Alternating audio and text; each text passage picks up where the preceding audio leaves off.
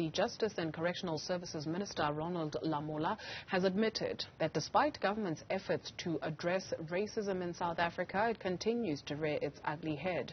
The minister was addressing the event commemorating the 20th anniversary of the Third World Conference Against Racism.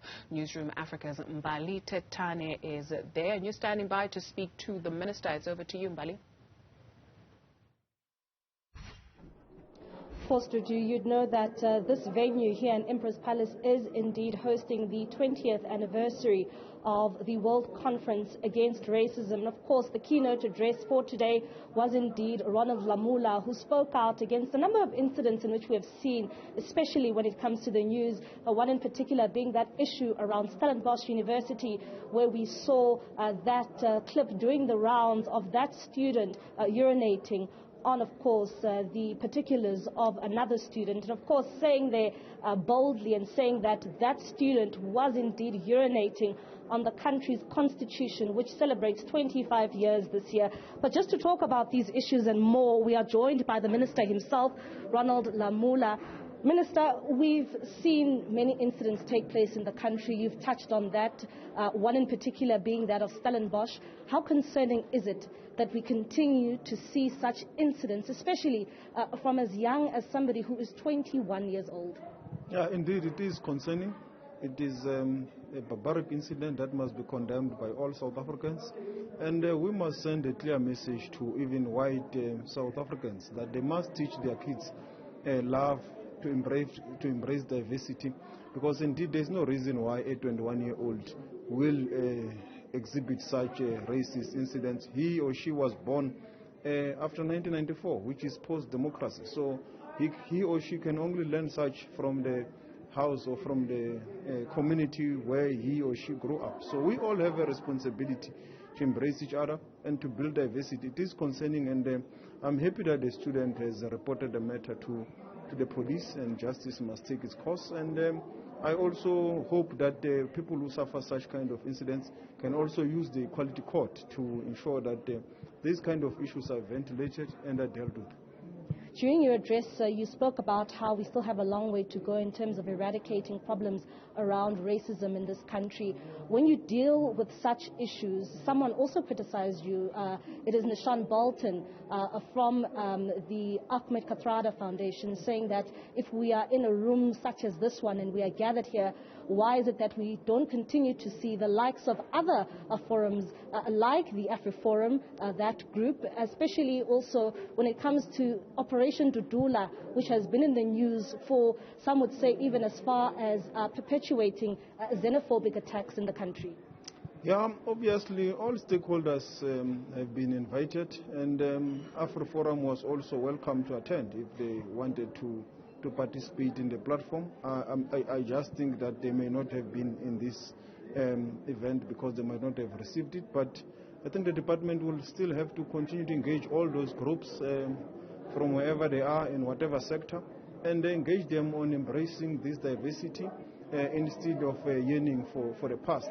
And I also hope that such groups will also be willing to participate, because these kind of activities must be reciprocated. It can't be a one-way round where only a particular the state is inviting everyone to participate, and also where only the black population is extending a hand, but we don't see the same hand coming from such groups. So it also has to be reciprocal. When we also look at issues around Operation Dudula, one would say that are the efforts of such forums in vain when we continue to see the growth of new groups which are essentially also, perpetuate and contribute to discrimination, especially of other African fellows? Yeah, no, there must be no discrimination, and there must be no perpetuation of such kind of conduct or behavior. What must happen is that the state must take a center stage, the police, Home Affairs, the Department of Labor, and all relevant departments to enforce the law, which relates to issues of immigration, which relates to undocumented or illegal immigrants. That must be enforced, and such enforcement cannot be characterized as xenophobia.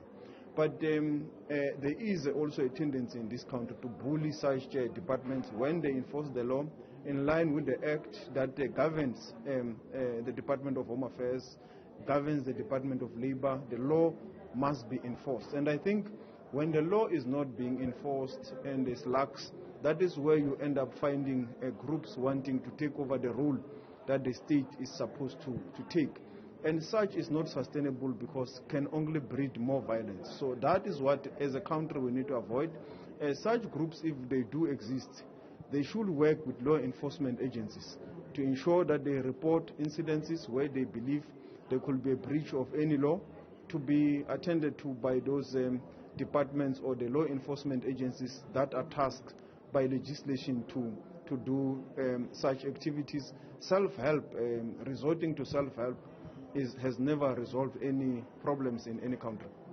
Minister, just over the weekend, we also saw reports of gender-based violence and discrimination against women, especially in particular to a woman who was killed in the Eastern Cape. And some, even her family members, are saying that this is a matter that has been reported, but it seems as if they're finding it difficult to get justice. Are you aware of this? And will you be intervening as a Justice Department to ensure that they also, as a family, get closure when it comes to the killing of their family member? Yes, I'm aware of the incident over the weekend. Lots of concerned residents have sent me WhatsApp messages, and I think they also sent the same messages to the Minister of Police. There was a social media drive on the matter, and I think the police commissioner in the Eastern Cape has responded with a statement saying that they've appointed a senior person to handle the investigation to ensure that they go into the bottom of the matter. And we support such efforts because this kind of violence does not belong to any society. The police must go into the bottom of the matter. The person must be found, must be arrested, and justice must prevail. All right, thank you very much. Of course, that is Justice Minister Ronald Lamola there speaking on a number of issues, including that of being why we are here. That is, of course, this issue around racism. But, of course, it's back to you in studio.